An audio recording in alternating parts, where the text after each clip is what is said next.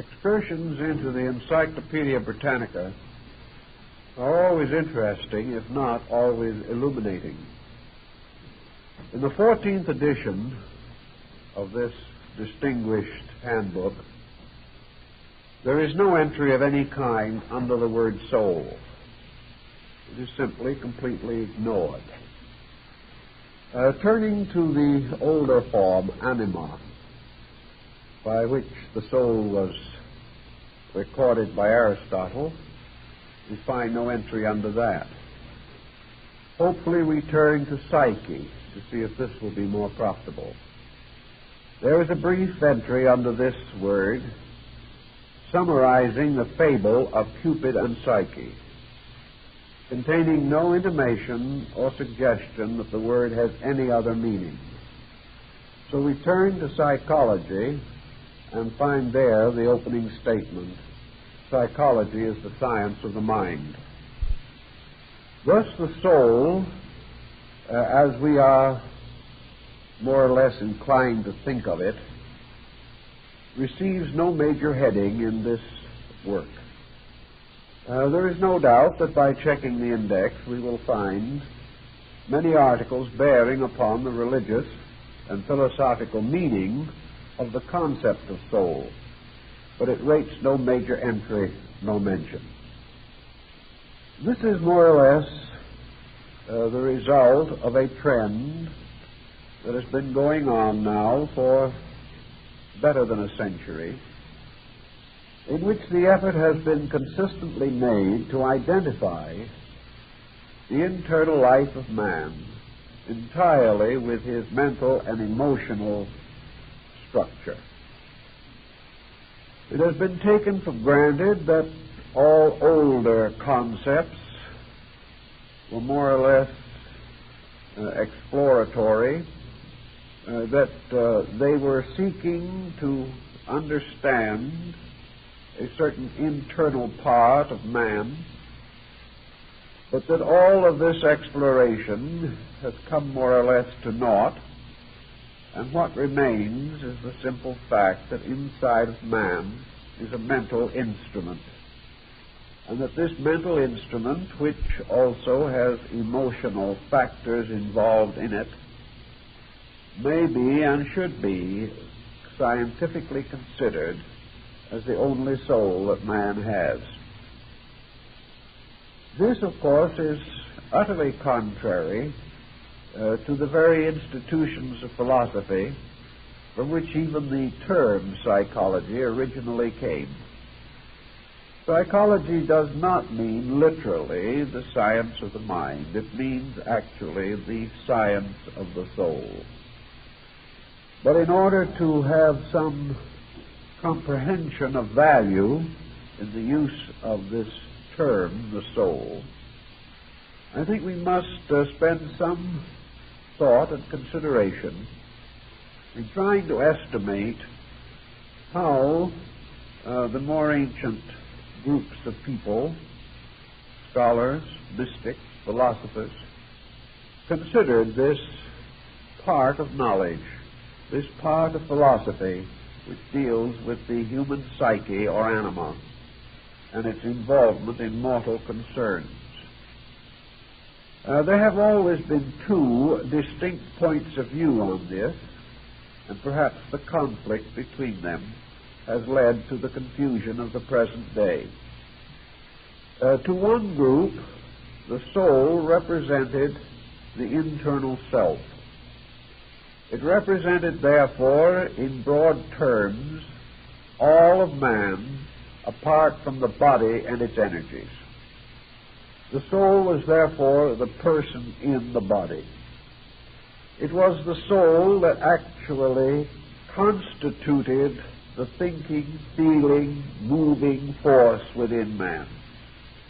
It was the soul that bestowed character. It was the soul that gradually, through the vicissitudes of life, came to dominate the material organism and transform it into an instrument for psychic purpose. The soul was therefore a true being in itself, more or less inhabiting the suburbs of an invisible universe. And it was the soul that, animating the body, entering into it, transformed this body into a living thing. This concept of soul we find among most ancient religious and philosophic groups. There was a second group, however, possibly inspired by the early philosophies of the Egyptians, that held that the soul was a kind of overtone of the body. That the soul actually was something like the Greek idea of the immortal mortal. The soul had a beginning because it arose from man's internal reflection. It had an origin because it was created out of the very life of man. But having once come into existence, it became an eternal thing, unfolding and developing from the mysterious psychic seed that had been planted in the structure of nature from the very beginning. Thus, to these people, the soul was like a flower or a plant, with its seed in the dark and mysterious earth of man's spiritual nature, and its blossom radiating out into the various phases of enlightenment which man attained through his evolutionary process. It was the soul that really constituted the body of experience. It was fashioned out of the labors of man. The 12 labors of Hercules contributed to the creation of the soul. And that being in which there was a mature soul, or a soul grown up in wisdom and experience, was a hero, a person of great spiritual endowment. The soul, therefore, really constituted an overself, much in the quality of Emerson's oversoul. But this overself was something that man had to build. Much as in our ordinary way of life, man builds through experience his attitudes, his character, his disposition, his temperament, and the very maturity to which he ultimately attains.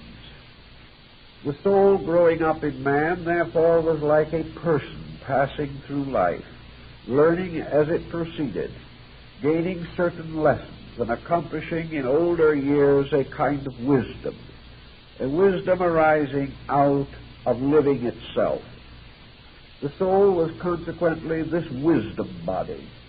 It was this enriching character within man, becoming ever more, and by its own growth leading the body in ways of wisdom and truth.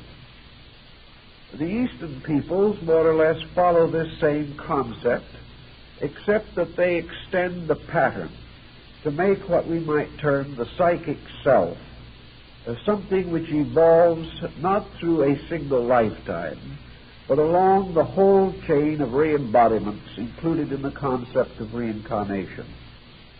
Thus, the soul is that which is re-embodied. It is that which continues to grow behind the changing faces and forms of embodiments. The soul begins with man, begins with his earliest evolution, but continues in an unbroken sequence of growth, passing from one body to another, gaining some new instruction, insight, or understanding from each embodiment. And it is the soul and not the person that grows richer in wisdom. The soul, therefore, becomes, at any given point or time in the evolution of consciousness, the leader of the personality. Within the soul is locked the experience of previous lives, meaning that in some instances we observe persons born with greater erudition and insight than others. We see some more skilled and more gifted. We see the rise of genius. We behold those whose aptitudes and abilities are extraordinary. To the Eastern mind, these represent soul endowments accumulated through the long cycles of rebirth. So we do have two essential concepts, one being that the soul is the person, is the being, the other that the soul is this something that grows up between body and spirit, filling the interval between the two acting as a bridge which becomes stronger and more adequate for the transmission of consciousness from within or experience from without.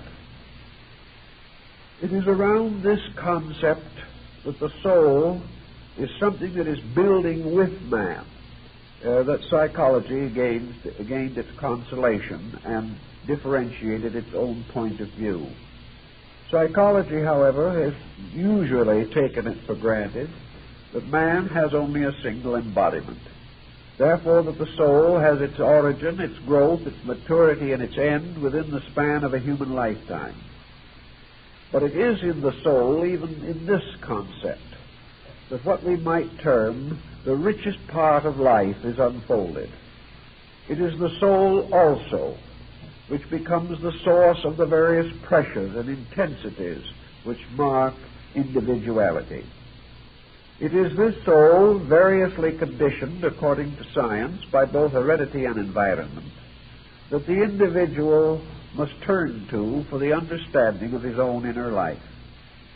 His life consists not only of his conscious experience, but of certain subconscious or unconscious experiences, which can become powerful forces in the modification of his character. So we come to certain simple concepts about this, by which we translate certain levels of activity in terms of psychology. We say the conscious mind is that part of man's mental life which responds normally to the various stimuli which are the expectancies of living. We can say, therefore, that two persons, A and B, may be involved in this. A is a friend of B. B has always been kind to A.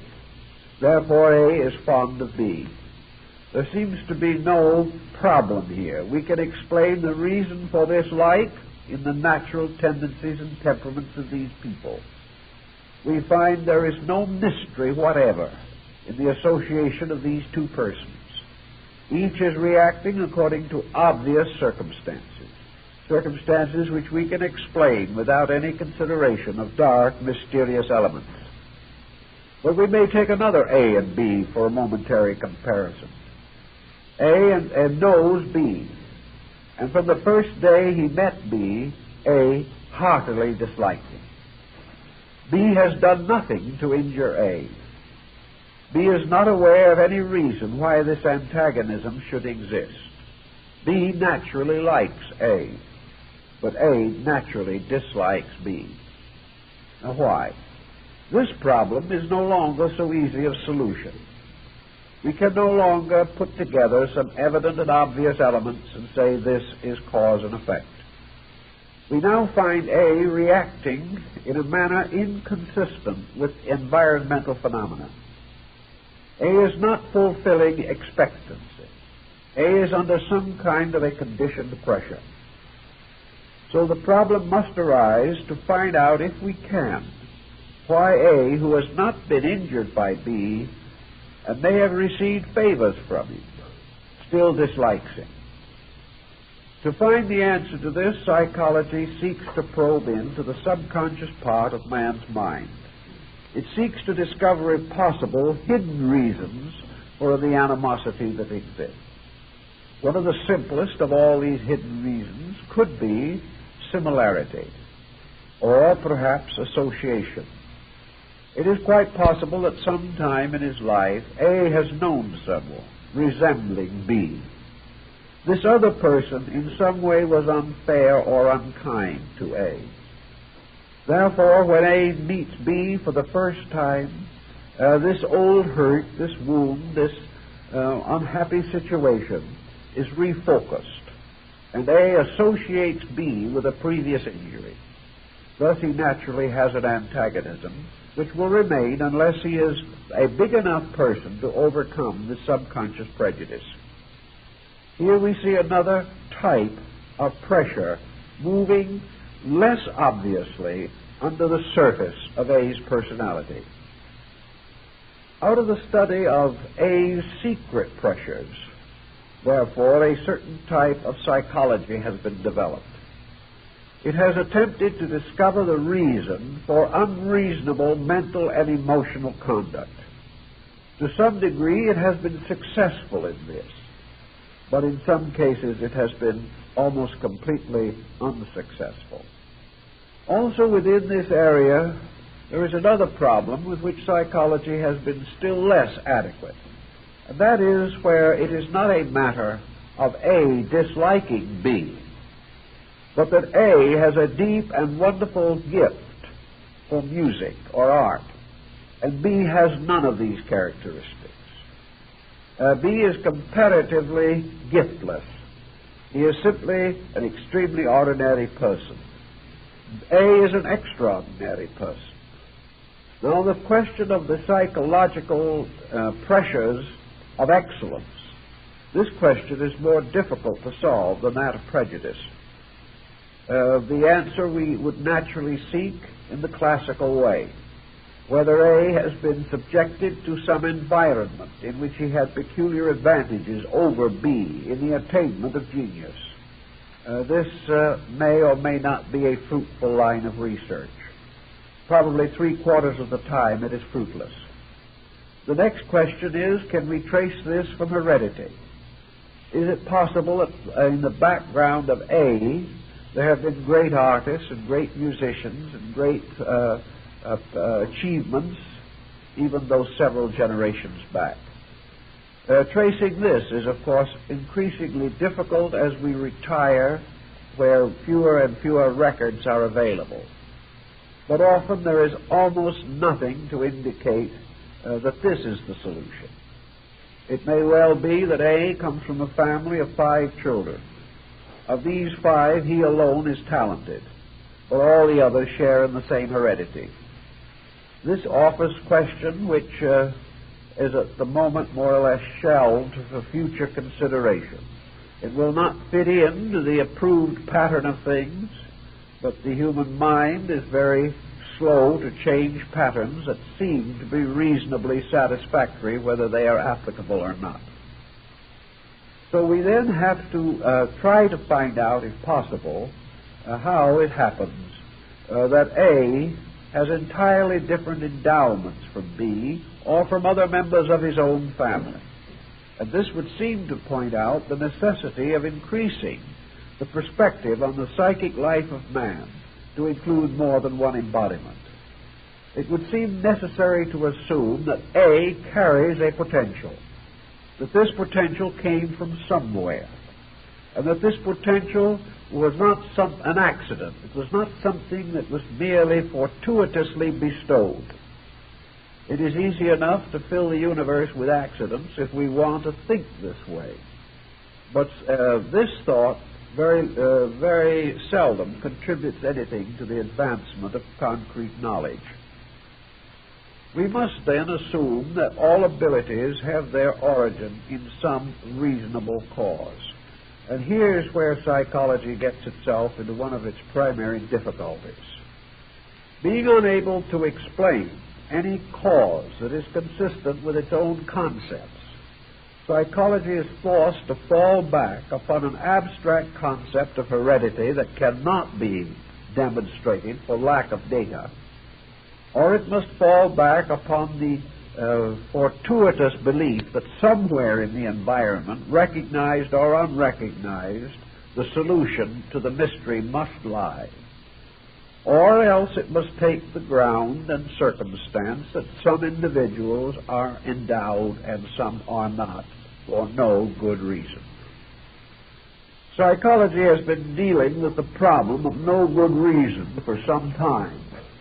It has been forced to assume too many accidents, and it has also been forced to associate the individual with too many modifying circumstances over which he has no control. From this approach, we finally come to the principal dilemma from a moral and ethical standpoint which psychology faces, namely that it forces upon us an amoral universe, a universe in which there are no values, where things simply happen, and there is no excuse for their happening. There is no reason why one individual should try harder than another, because there is no probability that effort will ever be actually rewarded. Rewards are not in terms of efforts, they are in terms of accidents. While this in the very abstract laboratory approach may be comparatively meaningless and contribute very little to the complication of human life, when this reaches out into society and becomes a dominant thought or a dominant opinion or a dominant belief, it does and has undermined man's ethical moral life. It has given him a peculiar attitude toward things, an attitude essentially unlawful and meaningless, an attitude in which values as such no longer have any distinguishing boundaries, a universe in which anything can happen and nearly everything does, and there is no particularly good explanation for the greater part of it. The ancients would not accept this. Perhaps they were too simple in their thinking, too direct to acknowledge such a concept. Perhaps they were too wise to accept it. But in any event, they would not build their universe upon this idea of incident and accident. They insisted that all things in nature had reasons, had explanations, that everything that occurred according to some reasonable plan, pattern, law, or truth. Consequently, that the differences in human life, human behavior, human attitudes, human estates must be lawful differences, not accidental differences. And the only way they could solve this was by extending the lifespan of the human being, so that that which was not accomplished in the present life could be traced to a previous embodiment. And that which was not worked out or fulfilled in this life must be extended into a subsequent embodiment. In the ancient concept, the primary end was that justice should be universally applied, whereas at the present time, the concept of justice has very little place in most scientific thinking. It has no bearing upon the psychology of accidents with which we are so heavily dominated in modern thinking. Now, psychology has as its theoretical achievements two ends, both of which are regarded as essentially useful, and within certain reasonable boundaries they are useful. One is psychoanalysis and the other is psychotherapy. Psychoanalysis is the effort to understand man, to understand the reasons for his attitudes and for the various unreasonable emotions and thoughts that arise in him. Under analysis, a certain amount can be demonstrated. It can be shown, for example, how dangerous prejudice can be. We gain a very valuable insight into the reason for unaccountable pressures that distort the person, which damage the individual himself, and which bring upon him numerous misfortunes in life. It has been well demonstrated in a number of cases that the individual, heavily burdened by internal intensities, can damage his life, his health, his career, and his social standing by permitting these ancient grievances of his own temperament to continue to dominate action. Thus, if the person becomes too pressureful as the result of incidents which occurred in this lifetime, if the individual has reacted badly to all the experiences of life, if he has fallen under the glamour of self-pity, if he has inordinate ambitions, if he is determined to achieve his own ends regardless of cost to others, whatever unnatural, unreasonable, unethical intensity may affect him will certainly bring with it results that are detrimental to his happiness and peace of mind. Psychology, then, shows that a bad disposition does nobody any good, and this is a very basic and valuable discovery. The only answer that they do not seem to be able to work out at the present time is what to do with a congenital bad disposition. How it happens that some individuals seemingly are born in the objective case and never get over it. How it happens that some persons are difficult from the beginning, easily inclined to neurosis, likely to take the wrong angles and the wrong views of everything, whereas others, born in the same families, under the same social conditions, in the same races, and in the same countries, are much more docile, easily regulated, and more idealistic and constructive in their points of view. These problems are still tossed back into the mysterious bin of heredity and must remain there until some wiser solution is found. But there has been sufficient to prove beyond doubt the simple fact of mental hygiene, namely that as the individual thinks, he will pay in terms of happiness and health. Now, the psychoanalysis dealing with this phase of the problem leads naturally to psychotherapy. How are we going to get the individual out of his bad habits? This has resulted in a break into smaller schools of most of the larger psychological streams. There have been many different groups arise, each of which has a different approach to this problem of psychotherapy. Some hold that the most important thing is to place the individual under counseling, to keep him extroverting his pressures until he exhausts them.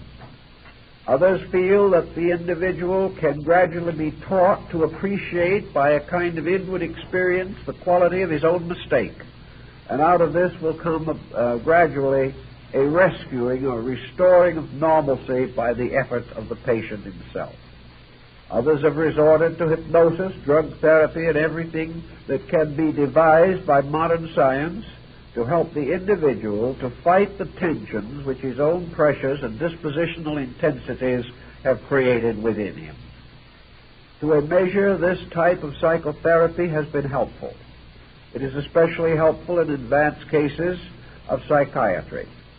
But all in all, we cannot say that psychology as it is today is a perfect art or even nearly a complete science. Such is not the case. It is still a dependency, dependent upon the large structure of philosophy for its realities, for its integrities, and for its survival. Fortunately, the present trend is toward this realization. And where a few years ago the psychologist was a very complacent person, certain that he had the final key to human happiness, he is now far less certain of this. And part of his increasing modesty is due to the circumstances of contemporary life. He is discovering, rather to his amazement, that although we have more psychologists than ever before, we have more mental illness than ever before. He is beginning to sense that something else is necessary, and that psychology, without certain internal integrations within its own structure, can contribute to problems rather than to their solution. And working on this problem, psychology is concerned today more and more with the restoration of an ethical structure. In other words, it is seeking to be re-identified with the principal stream of philosophical descent. In the mystical way of looking at all of these problems, in the classical psychology, the ancients accepted certain facts that modern psychologists are loath to accept. They accepted, for example, the existence in man of a spiritual energy or a divine life principle. That this divine life principle animates all things, supplying them with their life requirements very much as the sun animates all of nature and sustains the infinite diversity of growth and unfoldment everywhere obvious in the natural world. That this inner light or life or power should be termed a spirit or spiritual principle is only consistent with the early experiences of human beings. Therefore, the ancients, for the most part, some exceptions, for the most part held the validity of a spiritual principle, that man was a motion of life through time and space, that this life had a certain fixedness in it somewhere, that this life was something doing something. It was not merely a series of interrelated phenomena with no essential basis. This life itself, according to the ancients, had as its primary purpose a mysterious motion called evolution or ideation. This life, at some primordial time prior to man's ability to restore such conditions in nature, was immersed within a material principle from which it gradually evolved what we call body. The ancients symbolized this primary union of life and matter in the seed, or the form of life in which the life itself is locked within some kind of a shell. This life, locked within matter, gradually unfolded, gradually strengthened, gradually flowed out, producing the phenomenon of growth. This growth we observe everywhere. We observe it in the growth of plants, of trees, of animals. We see it whenever we look around us in nature. We see things growing mysteriously but majestically, even as the great tree grows from the tiny acorn. And we seem to behold in this nature's eternal process of unfoldment. And according to most ancient peoples, spirit was unfolding through body. And in the process of its own unfoldment, it unfolded the body which it occupied. Therefore, it was the spirit itself that was forever building nobler mansions for its own purposes.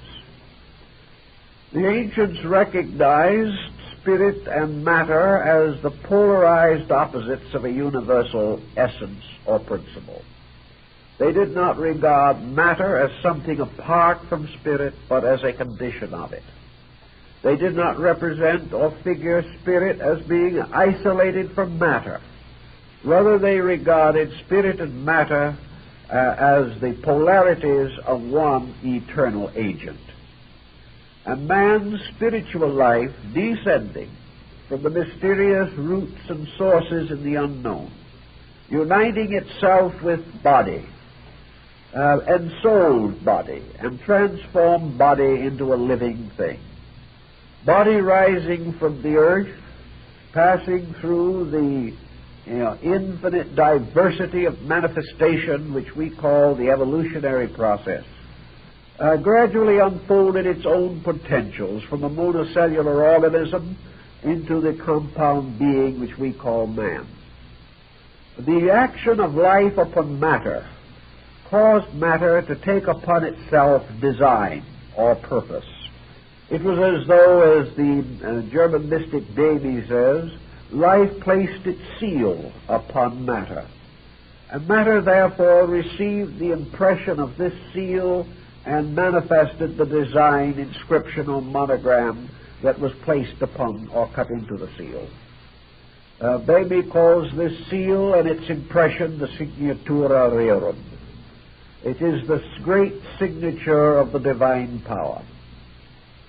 Now, when life seals matter with its monogram or its mysterious heraldic device, the seal itself is called form. For the union of life and matter always results in a compound, and this compound is a form consisting of material elements held into some kind of a pattern by energy. This form, like the mysterious geometry of snowflakes, means that something has crystallized around patterns, around a magnificent geometry of life itself.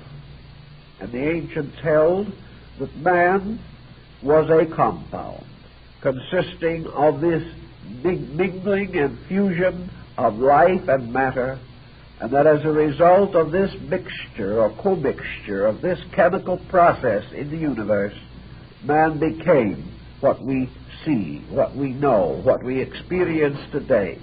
He became an informed or formalized being. Now, as the union of spirit and matter produced form, so according to the ancient belief, this fusion also produced a mysterious thing called soul. Soul was therefore the invisible counterpart of the fusion of spirit and matter.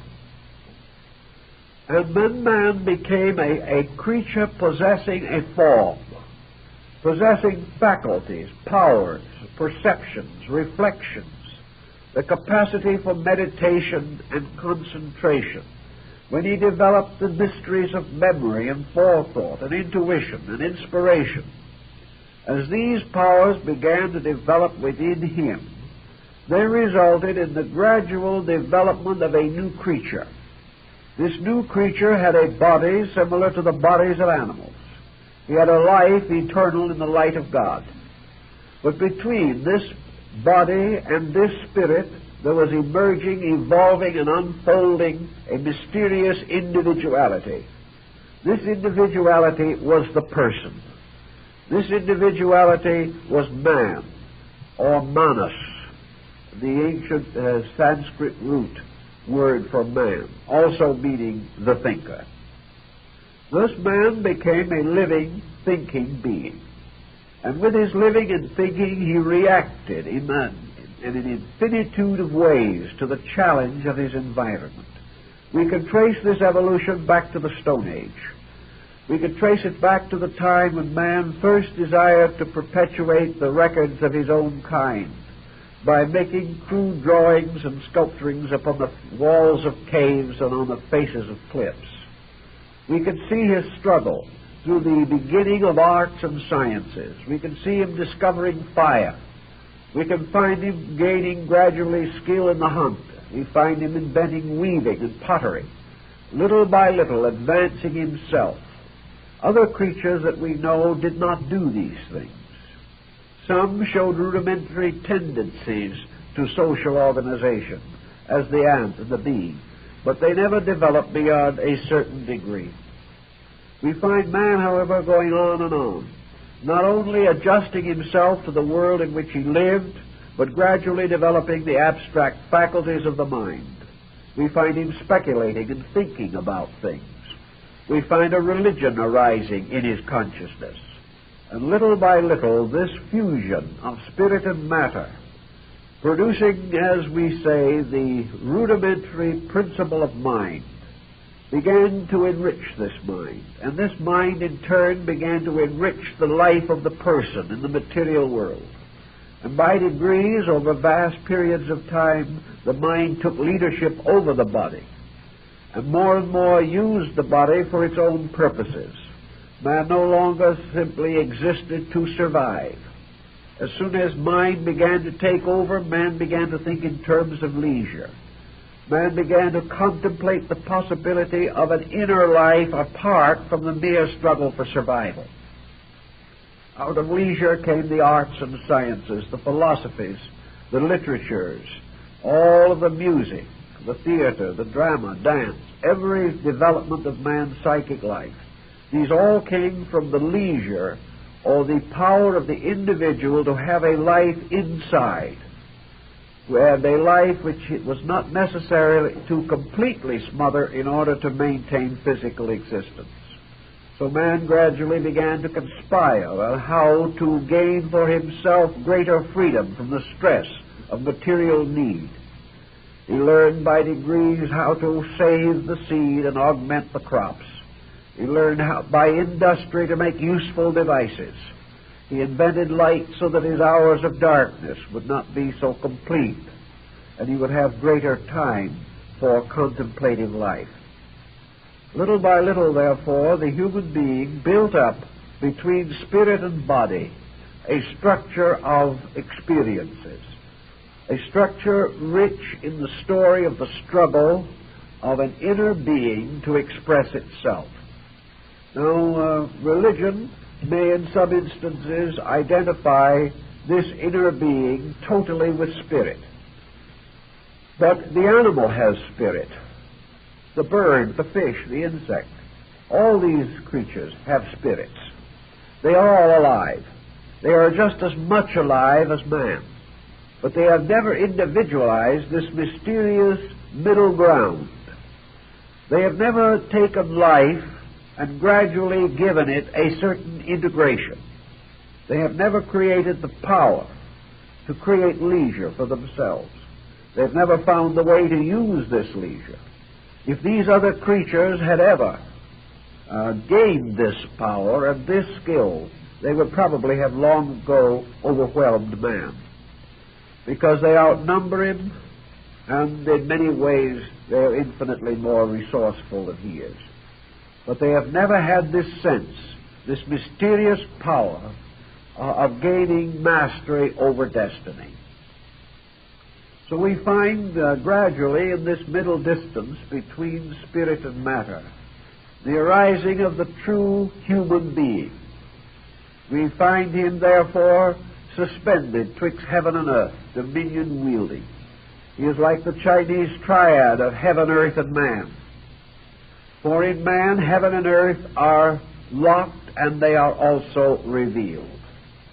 Man, through his own individuality, is gradually revealing the universe. And in so doing, he is also exploring, discovering, contemplating universal phenomena. Thus the ancients were convinced that there existed this soul in body, that this soul was the highest expression that we have of the manifestation of universal energy, that it was a particular manifestation, that it was a highly personal one. The human soul cannot belong to anything except man. And the human soul could not come into existence until man became a self-responsible agent. The human soul has to gradually gain through experience. The human soul has to react to pleasure and pain. It has to discover its mistakes. It has to advance its virtues. It has to punish its defects. Until finally, because it has individuality, because it has a certain moderate determinism, which it calls free will, this soul is capable of growth, capable of becoming. It is also capable of limiting or delaying its own growth. But because this growth is part of universal life itself, it cannot completely destroy the power of itself to grow. It can damage this power, but it cannot frustrate its purposes. Thus man arises as the Son of heaven and earth. He arises as having been endowed by nature with the richest part of natural heritage, and endowed by the divine principle with the potentials of his own divinity. Man then is indeed a creature in whose nature the ultimates and the extremes of existence are both bridged and reconciled. On this basis, then, we have the concept of the soul as it was understood by the Greeks and by most other ancient peoples. And because this psychic power gradually gained the knowledge of itself and gained the power to contemplate its own structure, its own majesty, and its own manifestation through the study of its consequences as a force in life, so man began to develop a science of his own soul. He gradually developed realizations of how the soul could be advanced in its purpose, how it could be retarded, what would enrich it, what would impoverish it. He also gradually came to know the needs of the soul, what was necessary to its growth and happiness, its normalcy and order. Plato gives us a considerable discussion of this particular subject. And like most of the Greek philosophers, he assumed that finally the soul was a geometrical equation. It was a kind of mathematical creature. It was a creature that could be best symbolized by numbers, and by their arrangements, and by the unfoldment of the symmetrical Platonic solids. The soul also, in addition to all of these other characteristics, according to the Greeks, being, so to say, a product of the union of heaven and earth, could be lured away from its middle place by the various circumstances of life. The soul was perilously poised on the roaring ridge of heaven. It was truly in a middle ground or middle distance between extremes. And man's own abilities to maintain the equilibrium of the soul, these abilities determine very largely the health or sickness of his own psychic self. If the soul was caused by the intemperances of living to verge toward the body and become identical with it, then the individual was termed a materialist or a sensualist. Then it was that the soul, instead of regulating the body, became its slave. This is the allegory behind the story of Samson, who, having been blinded, was bound to the millstone of the Philistines.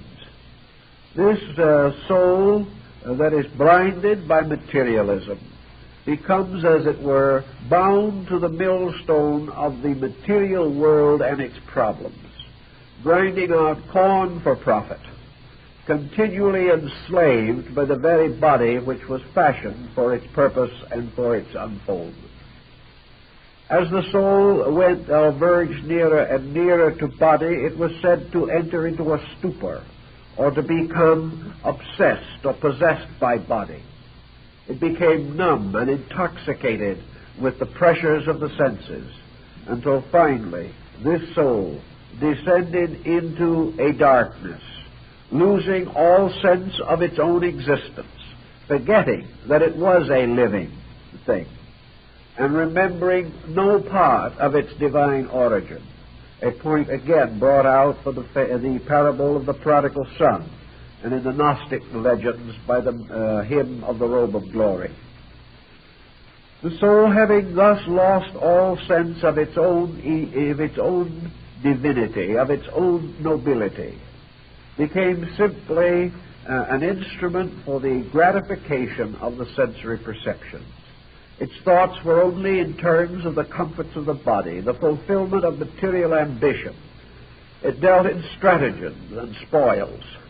It became a victim of conspiracies, and the mental powers which it possessed were used for tyranny, despotism, and deceit. Thus Plato describes the most unhappy and miserable state of the soul, in which it is therefore said essentially to enter into a state of hell. For as both the Greeks and Egyptians pointed out, hell was simply the soul imprisoned within body, limited by the tyrannies of the sensory perceptions, pressed on by the demoniacal forces of deceit, selfishness, and ignorance, and no longer capable of an existence in itself or even the awareness of its own nobility. Conversely, the soul, suspended in the middle distance between the divine and mortal, could verge toward the divine, could ascend from the tyranny of the body, and incline itself more and more to the contemplation of heavenly things. When the soul chose to join itself to the eternal source of its own being, this soul was said to become an idealist, no longer accepting the tyranny of body, renouncing those procedures and processes which might bind it to the delusion of the sensory perceptions. The soul sought rather the rarefied atmosphere of intuition and vision. Thus it was, according to the Greeks, that the soul might be raised up or lifted up by a mystery, so that it was no longer locked within a body, that the compound being no longer regarded the soul merely as the mental part of its own anatomy, but rather viewed it as a glorious winged creature, capable of soaring into the very presence of truth itself.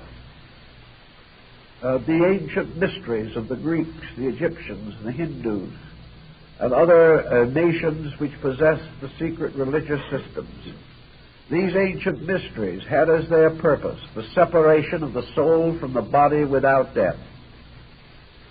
For it was assumed that this was a kind of philosophic death, in which the soul, transcending body and ascending from it, attained liberty or freedom and existed in the pure air of reality, even while the person was still embodied in a material constitution. The soul which thus liberated itself from body, even though still embodied, was also then believed to have attained an immortality.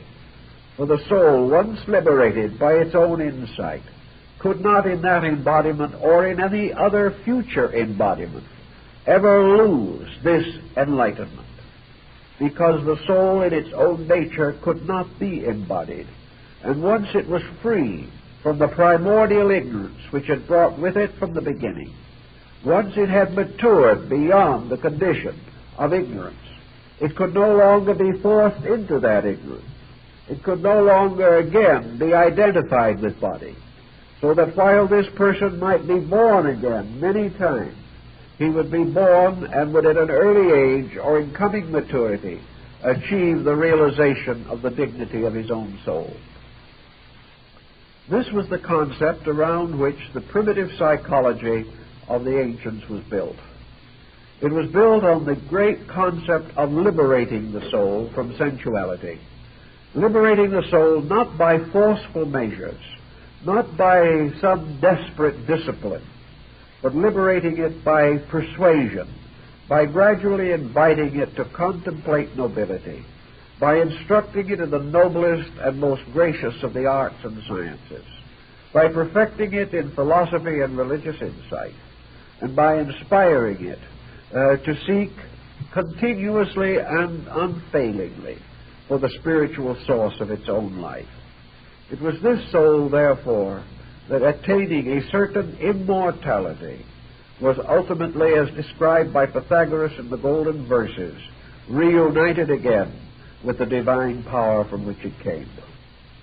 This is the panorama of psychology as the ancients held it to be.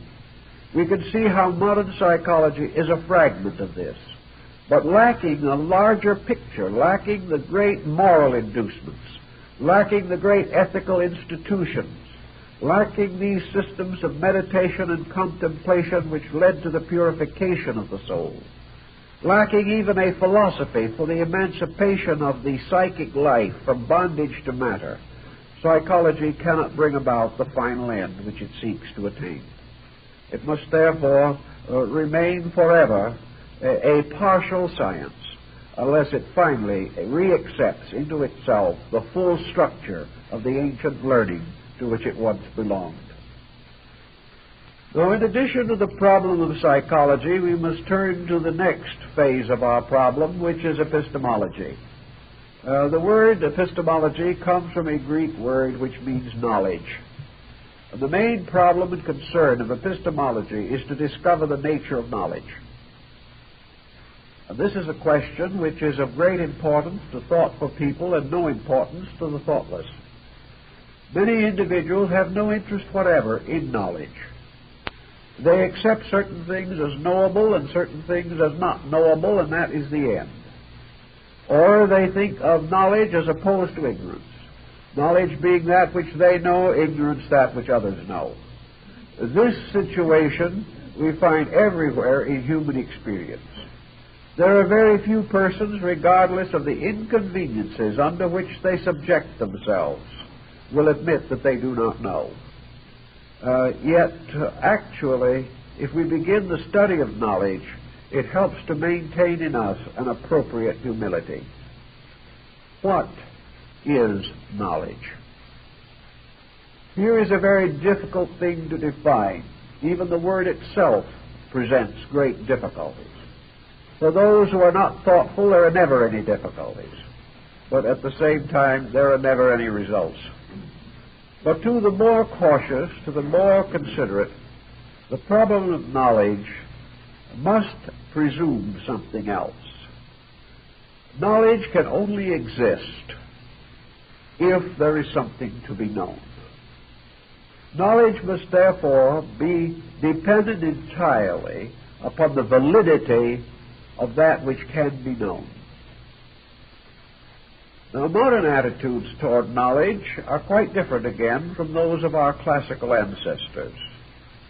Modern individuals, particularly those following the humanistic persuasions, are inclined to assume that all knowledge must be relative, on the ground that ultimates do not exist until they occur. Therefore, there can be no knowledge beyond the condition of the moment, and the condition of another moment must be analyzed at another time. If there is no master plan, if growth is simply a growing up in space, and all growth itself is determined primarily by incident and accident, then we have no ground for more than relative knowledge. We cannot assume that there is any grand plan of existence. If we are therefore to assume that we are making the only plan there is, that there can be no plan apart from us or others of our kind somewhere in space, if space is growing up only because of the pressure of growth within it, is growing up in isolation and by chance alone, if everything has the right to become anything that it wants to be, and there is no boundary except the boundary imposed by the effort of that which is growing, then we have no absolute knowledge. We can only have, we might say, an absolute fact, namely the fact of infinite growth without any supervision of any kind. That this universe is like a field of weeds that will keep on going forever, simply because of the tenacity of the weeds themselves. The classical point of view on this again differed from that of the average modern position. For most ancient nations established a concept of archetypes. They insisted that somewhere in the infinite mind of things, in the eternal nature of the creating power itself, was a plan.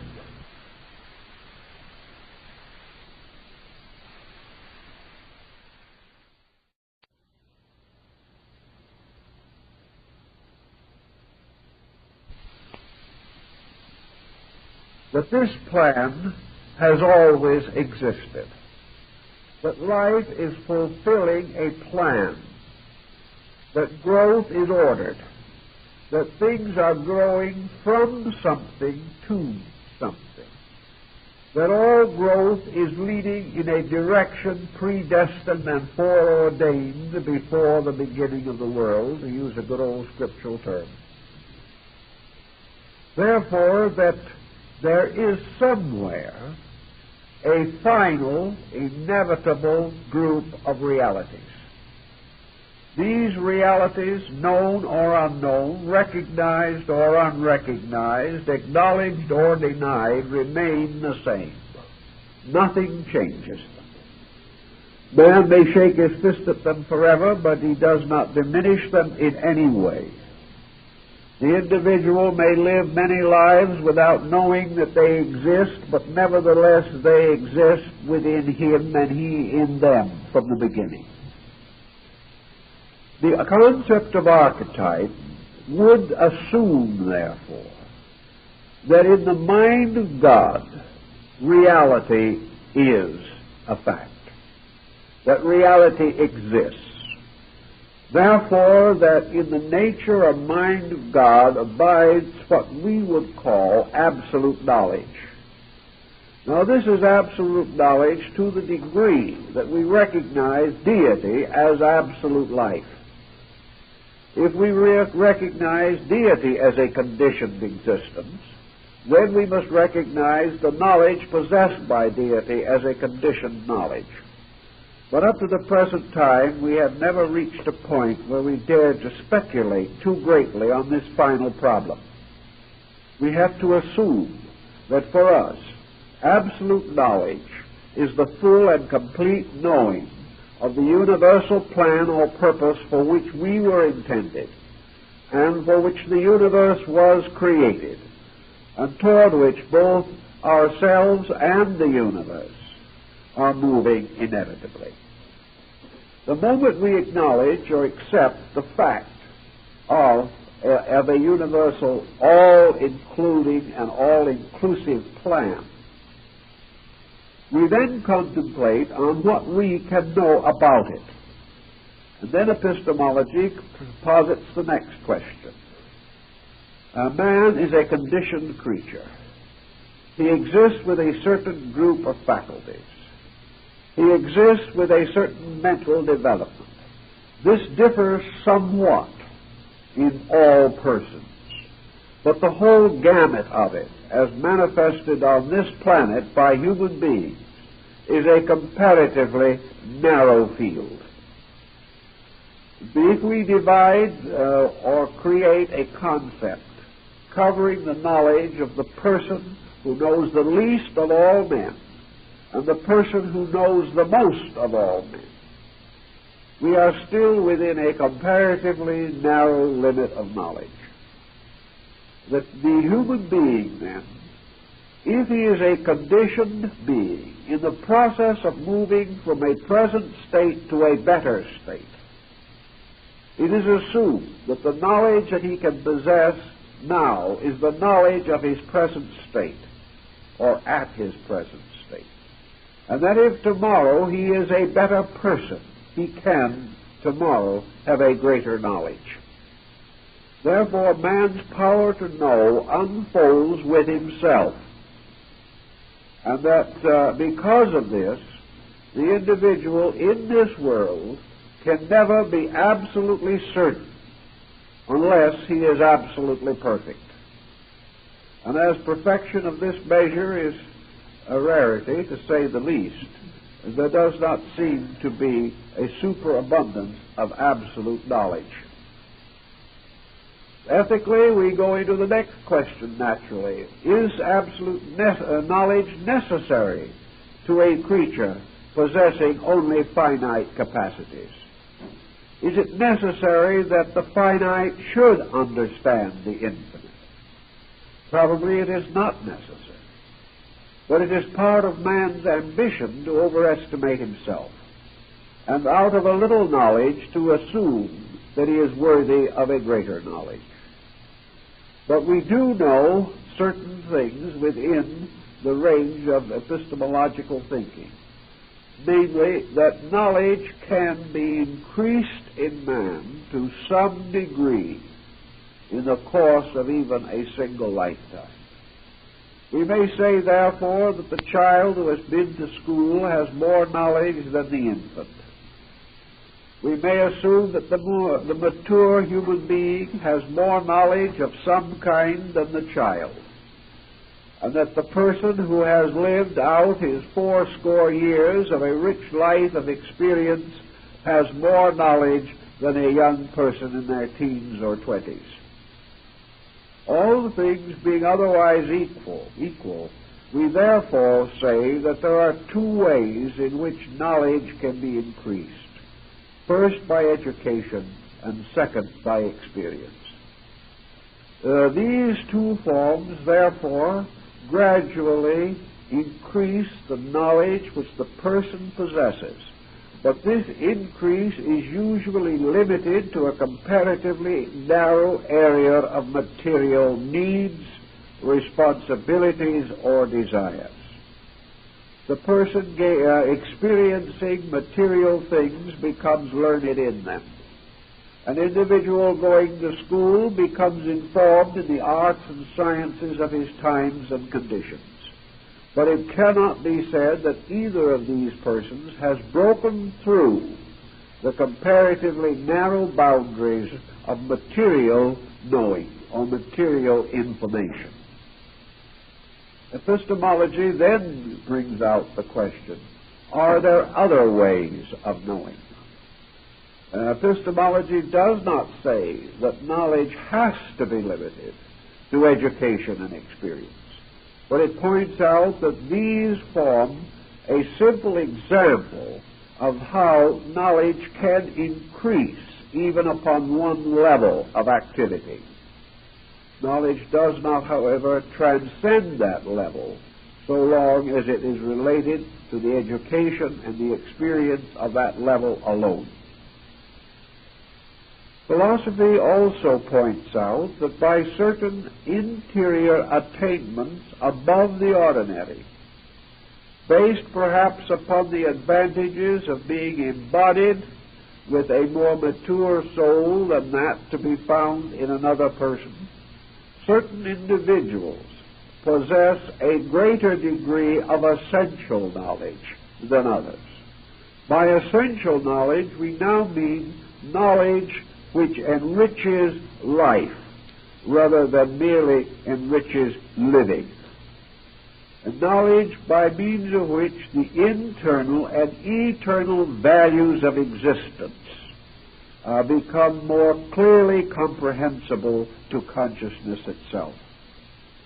And the world has produced certain heroic persons, great religious leaders, great inspired teachers, of whom it may most reasonably be said that their knowledge of essential values has exceeded that of the average individual. It may not necessarily be said, however, that even the greatest of these has become all-knowing. Thus we observe that by various conditions, circumstances, or by various means, certain individuals have a larger allotment of essential knowledge. This essential knowledge they have conveyed to others. The transmission of this essential knowledge may be called higher learning. Higher now in the sense of deeper or richer learning. Higher in the sense of being beyond and above the common knowledge which we use in the performance of the various tasks of the day. Epistemology therefore points out that all these sources together may be said to constitute one grand part of knowledge. Knowledge arising from experience, knowledge arising from education, knowledge arising from contemplation and meditation, and knowledge arising from the practices of rational disciplines within the person himself. Now, epistemology says, does this sum up the entire pattern of possible knowing? And it adds one other, a highly controversial factor, namely the possibility of knowledge from within the being itself. Knowledge conveyed or communicated by consciousness directly to the mind or to the outer faculties of man.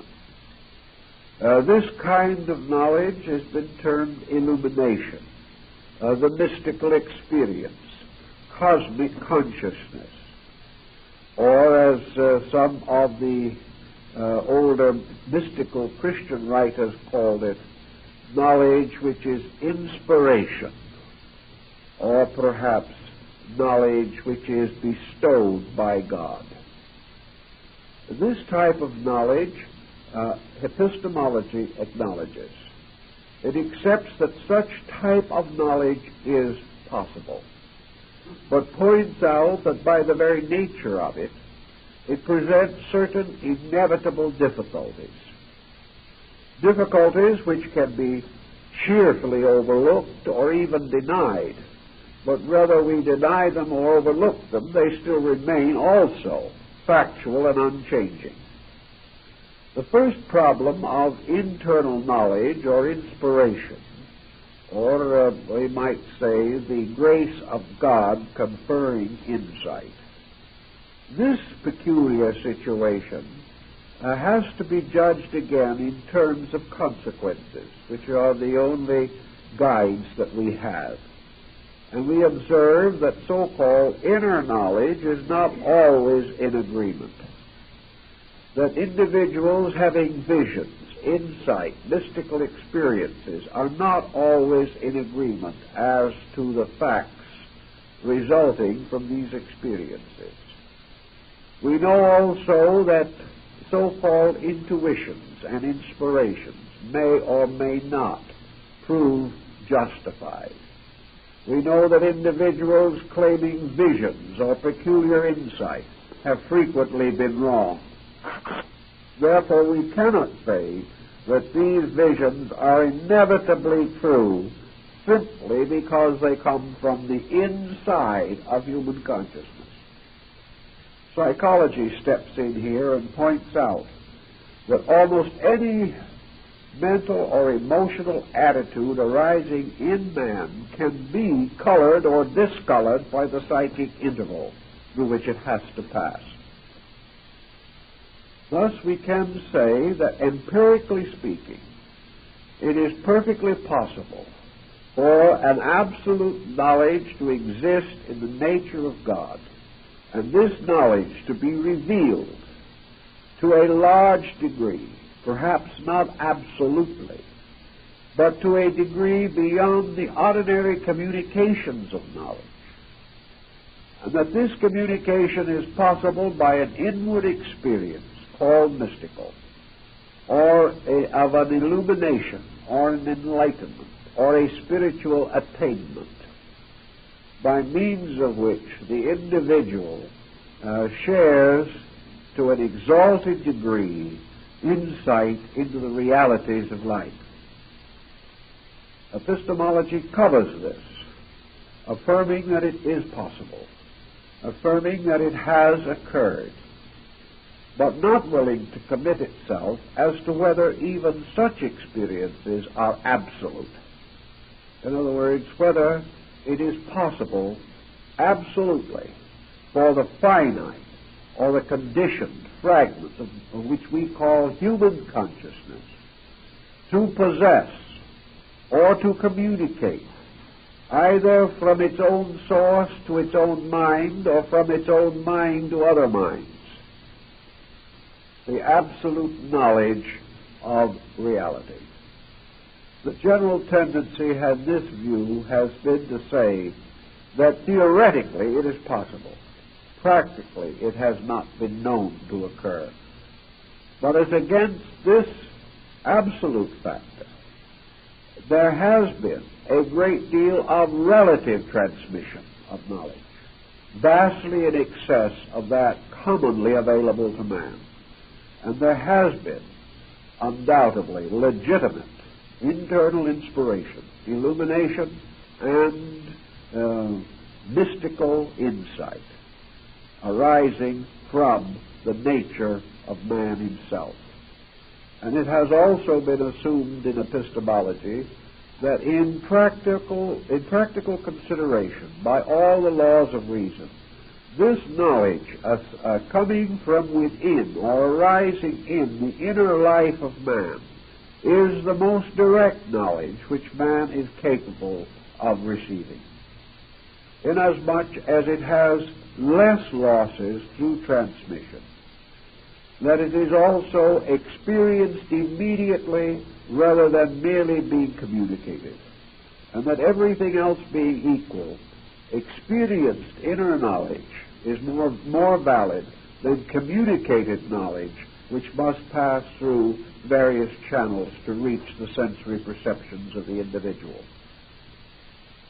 So epistemology is concerned with all of these problems, but it is further also concerned with the practical application of the concepts of these problems.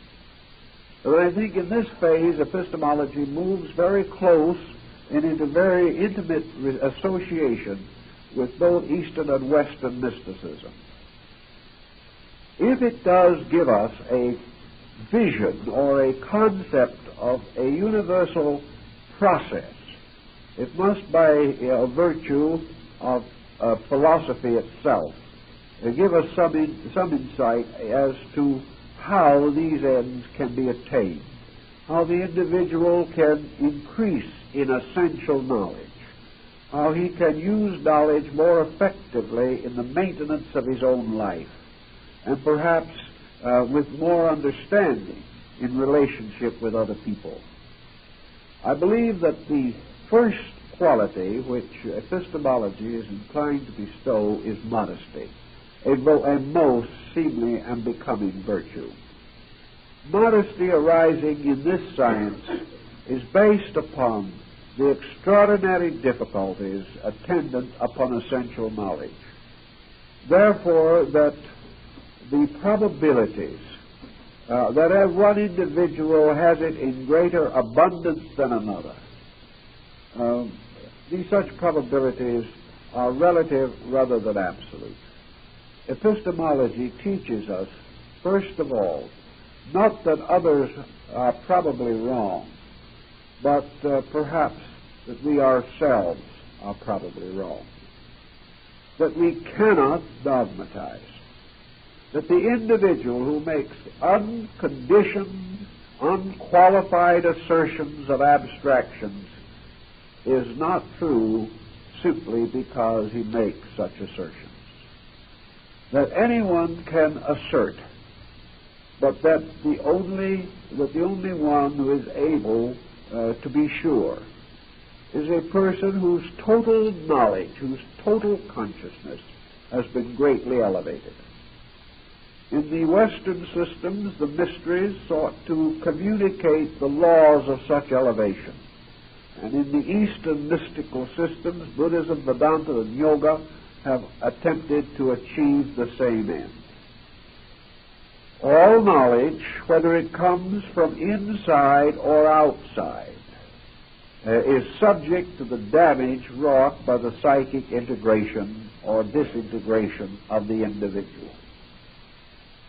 An individual under intense psychic pressure reduces the probability of their ability to possess essential knowledge.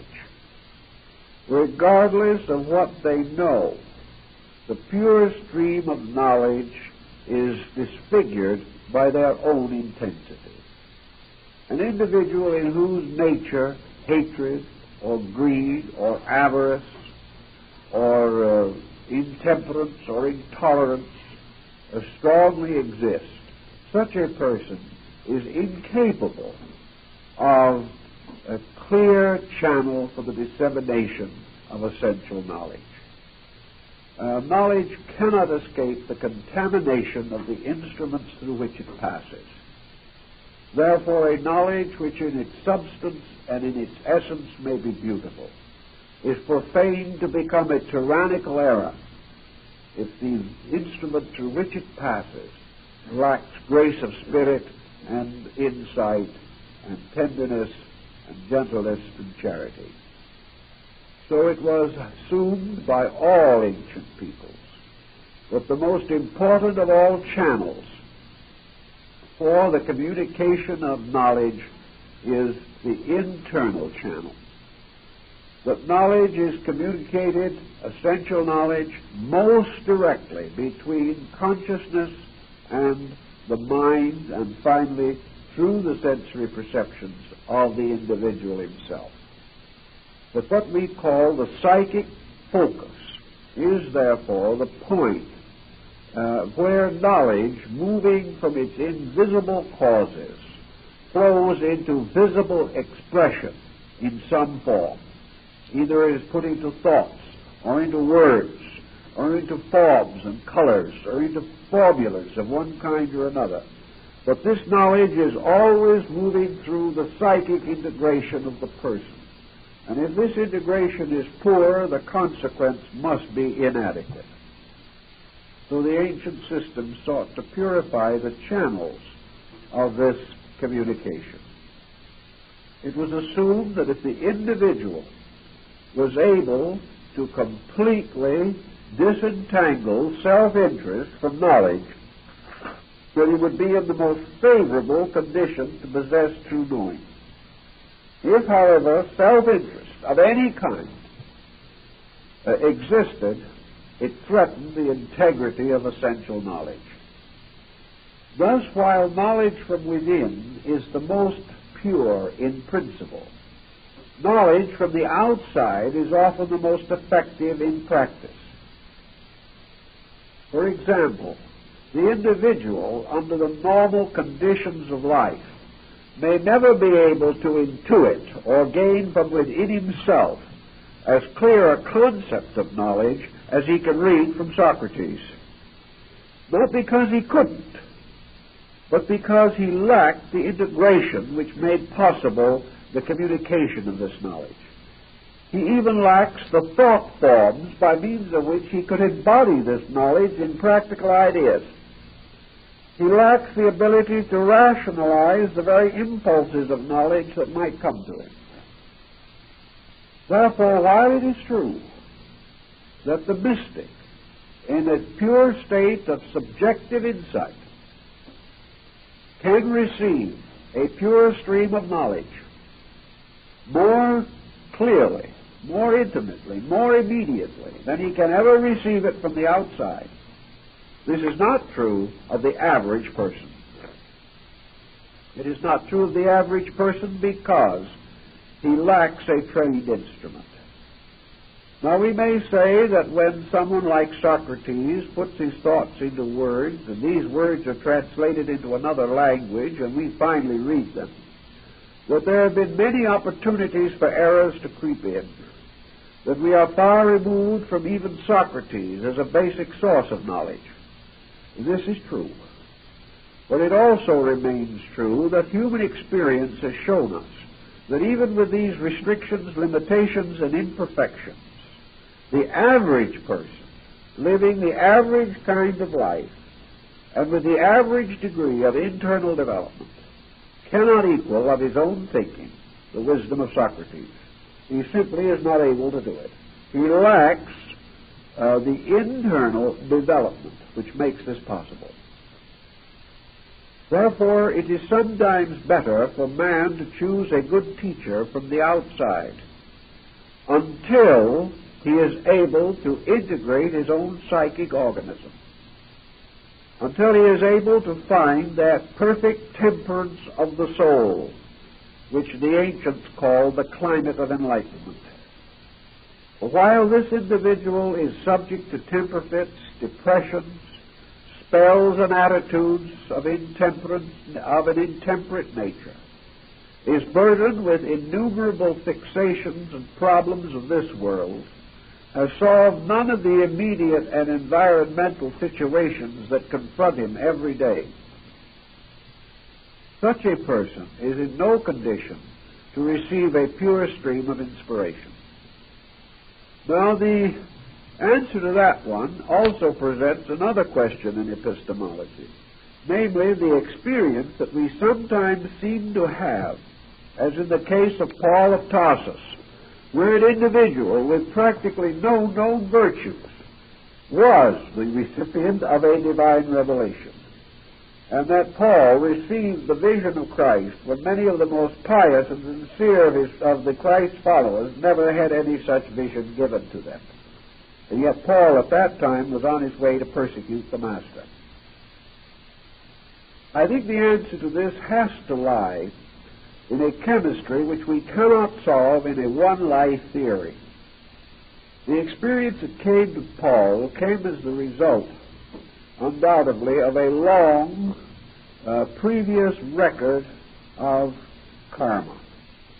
Actually, Paul was a sincere man. He was doing what he believed. He had not apparently in this embodiment at that time reached the point in which he could transcend the material elements of his personality and receive the full psychic maturity which he had brought with him from a past life.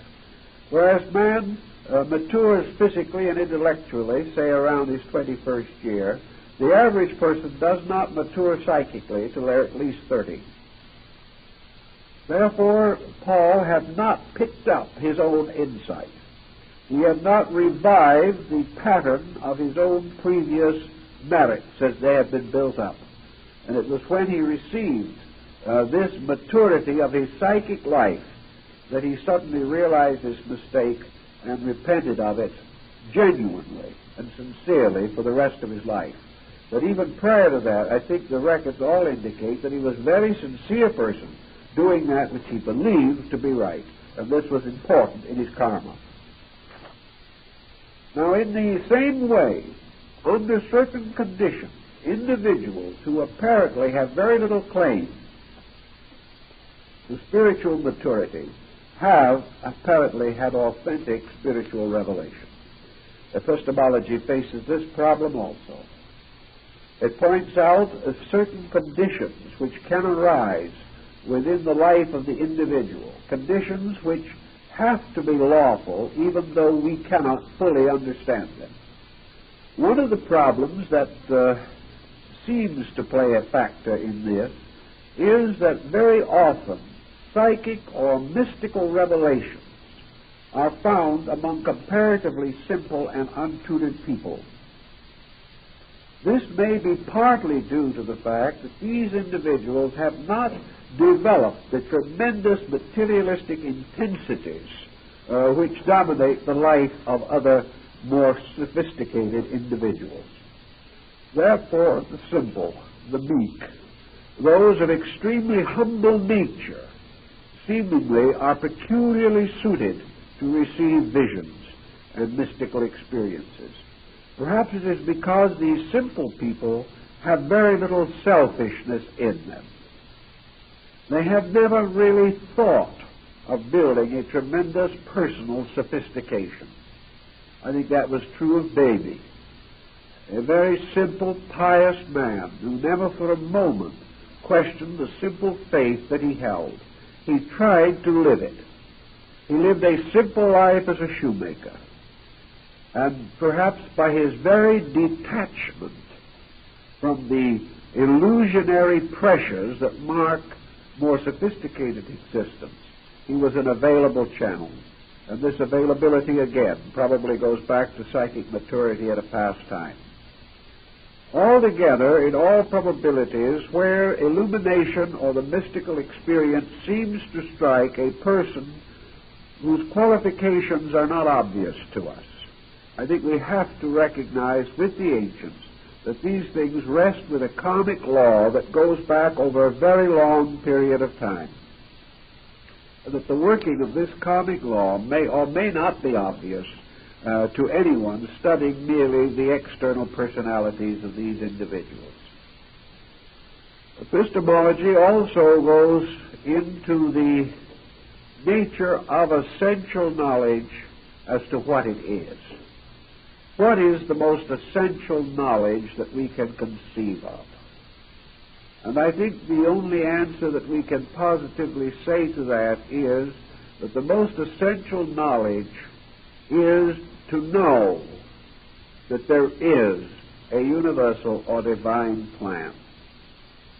That essential knowledge is to know with absolute certainty the power that governs the world and the purposes of that power.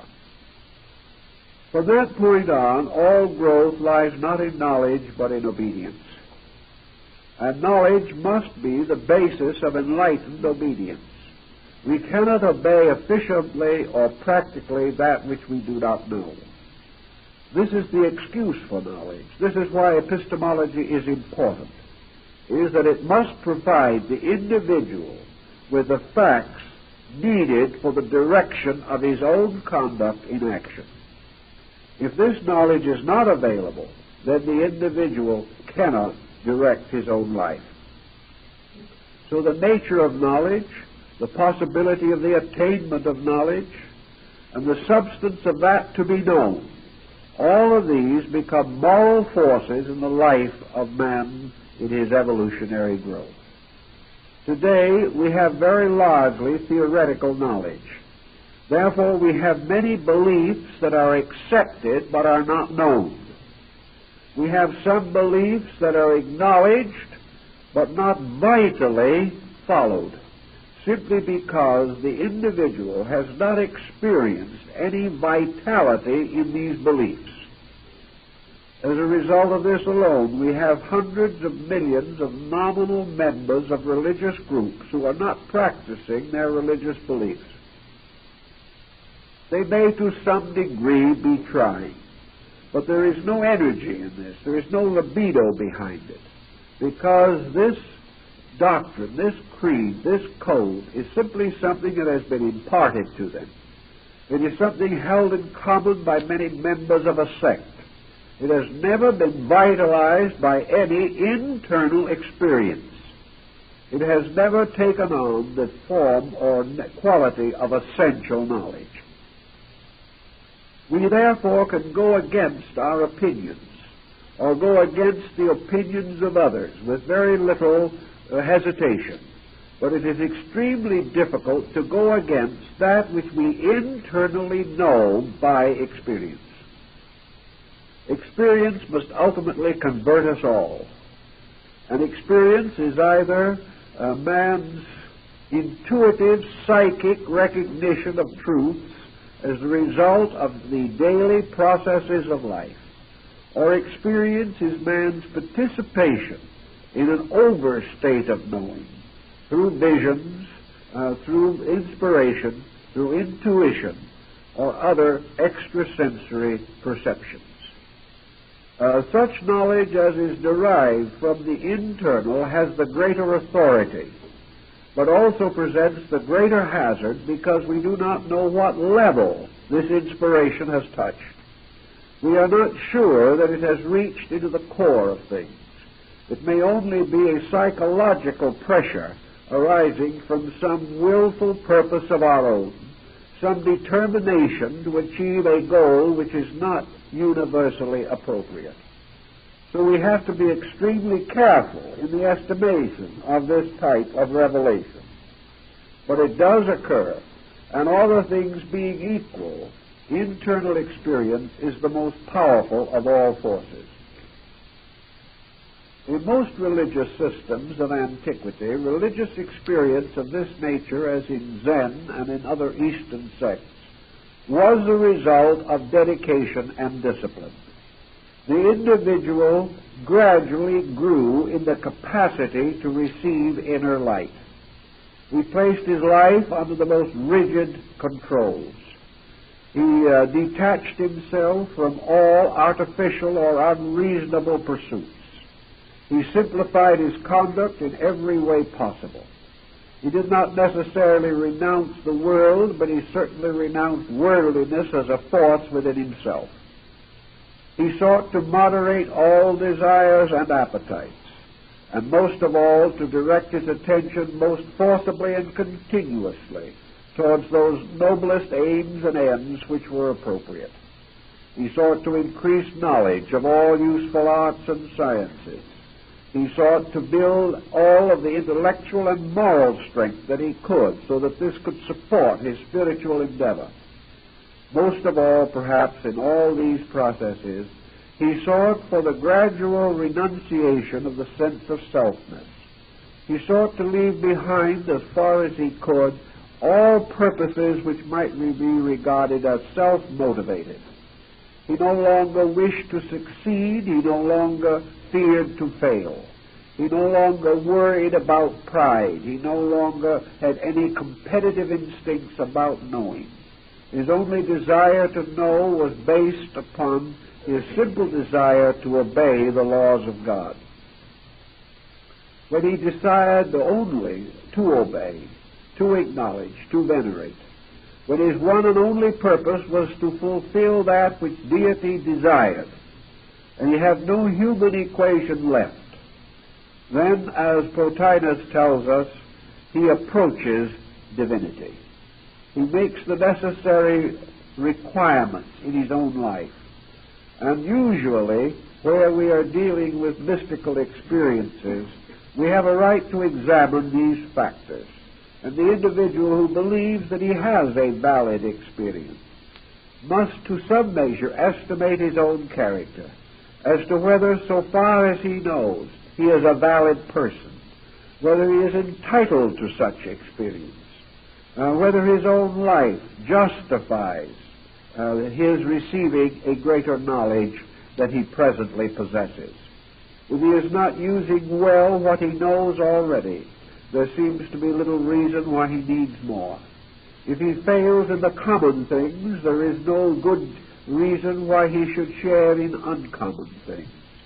If he has not been able to make his obvious life a more orderly and better managed experience, there is no reason to assume that he is in need of extraordinary faculties or powers. So all things have, as the philosophy points out, a reasonableness in them.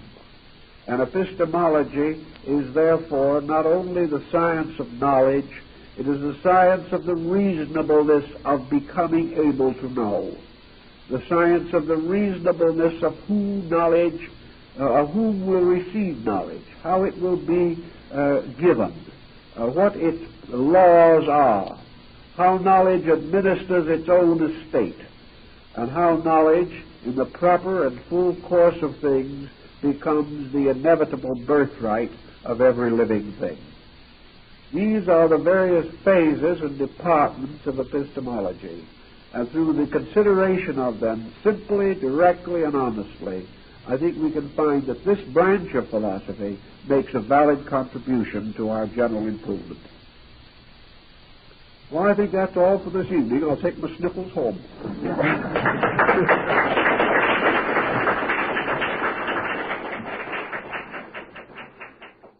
Rebirth. So we do have two essential concepts. One being that the soul is the person, is the being. The other that the soul is this something that grows up between body and spirit, filling the interval between the two, acting as a bridge which becomes stronger and more adequate for the transmission of consciousness from within or experience from without. It is around this concept that the soul is something that is building with man that psychology gained its consolation and differentiated its own point of view. Psychology, however, has usually taken it for granted that man has only a single embodiment. Therefore, that the soul has its origin, its growth, its maturity, and its end within the span of a human lifetime. But it is in the soul, even in this concept, that what we might term the richest part of life is unfolded. It is the soul also which becomes the source of the various pressures and intensities which mark individuality. It is this soul, variously conditioned according to science by both heredity and environment, that the individual must turn to for the understanding of his own inner life. His life consists not only of his conscious experience, but of certain subconscious or unconscious experiences, which can become powerful forces in the modification of his character.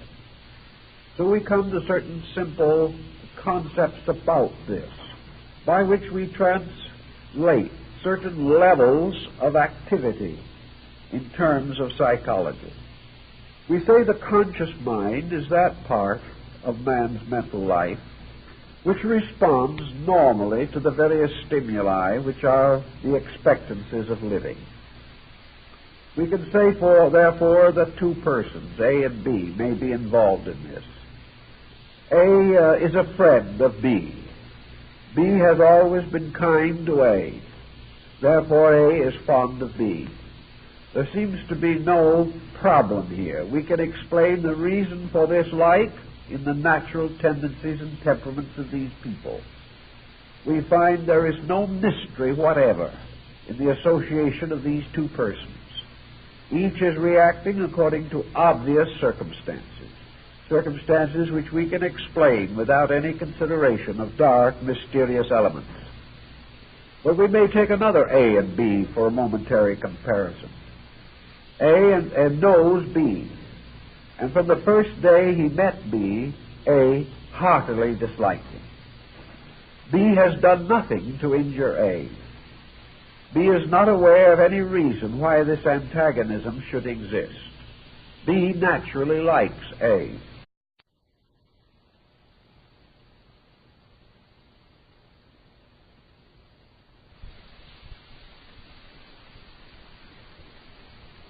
Excursions into the Encyclopedia Britannica are always interesting, if not always illuminating. In the 14th edition of this distinguished handbook, there is no entry of any kind under the word soul. It is simply completely ignored.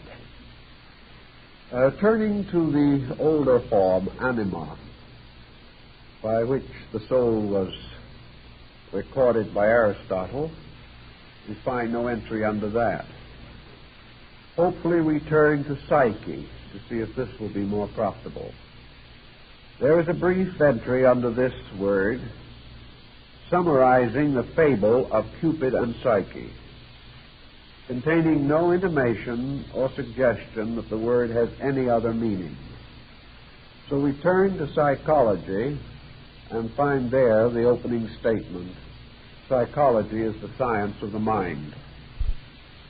Thus the soul, as we are more or less inclined to think of it, receives no major heading in this work. There is no doubt that by checking the index we will find many articles bearing upon the religious and philosophical meaning of the concept of soul, but it rates no major entry, no mention. This is more or less the result of a trend that has been going on now for better than a century, in which the effort has been consistently made to identify the internal life of man entirely with his mental and emotional structure. It has been taken for granted that all older concepts were more or less exploratory, that they were seeking to understand a certain internal part of man, but that all of this exploration has come more or less to naught, and what remains is the simple fact that inside of man is a mental instrument, and that this mental instrument, which also has emotional factors involved in it, may be and should be scientifically considered as the only soul that man has.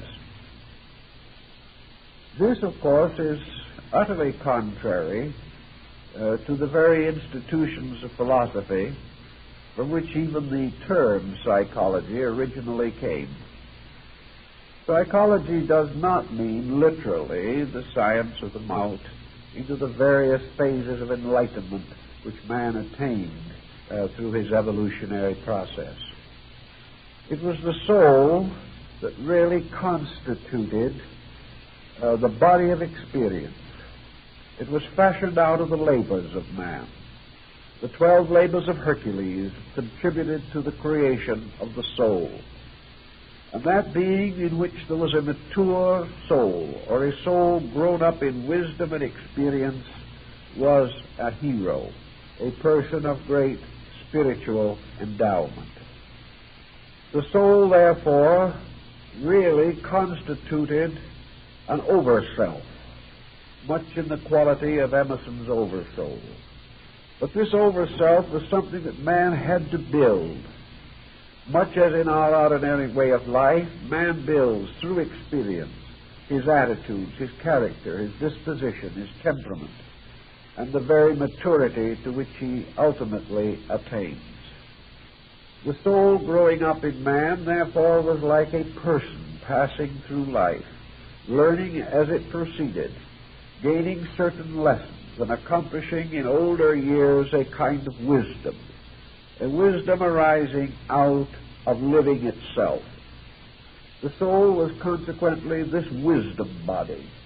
It was this enriching character within man becoming ever more, and by its own growth leading the body in ways of wisdom and truth.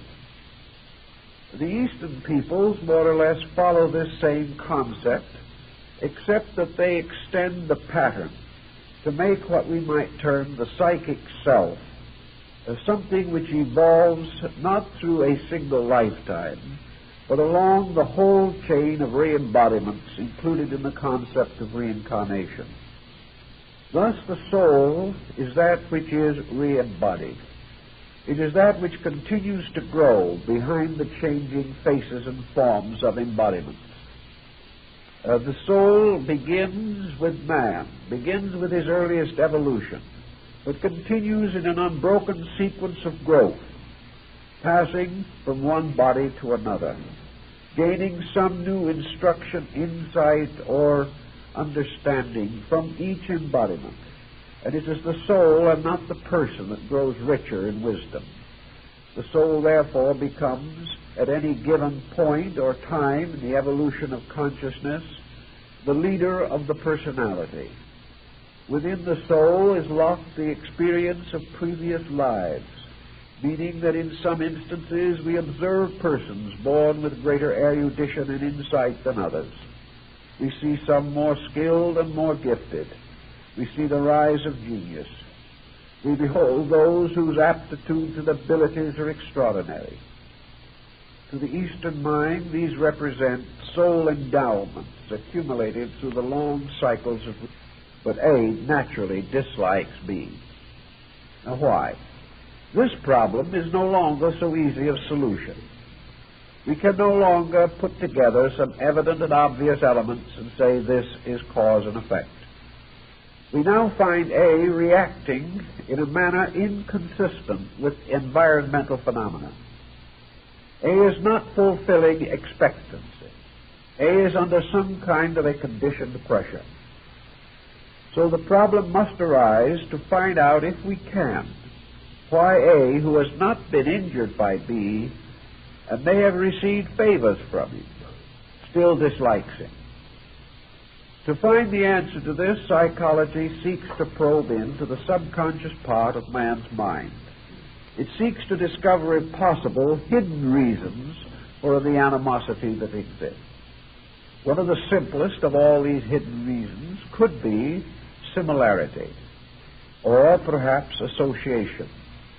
It is quite possible that sometime in his life A has known someone resembling B. This other person in some way was unfair or unkind to A. Therefore, when A meets B for the first time, this old hurt, this wound, this unhappy situation is refocused, and A associates B with a previous injury. Thus he naturally has an antagonism which will remain unless he is a big enough person to overcome the subconscious prejudice. Here we see another type of pressure moving less obviously under the surface of A's personality. Out of the study of A's secret pressures, therefore, a certain type of psychology has been developed. It has attempted to discover the reason for unreasonable mental and emotional conduct. To some degree, it has been successful in this, but in some cases it has been almost completely unsuccessful. Also within this area, there is another problem with which psychology has been still less adequate, and that is where it is not a matter of A disliking B, but that A has a deep and wonderful gift for music or art, and B has none of these characteristics. B is comparatively giftless.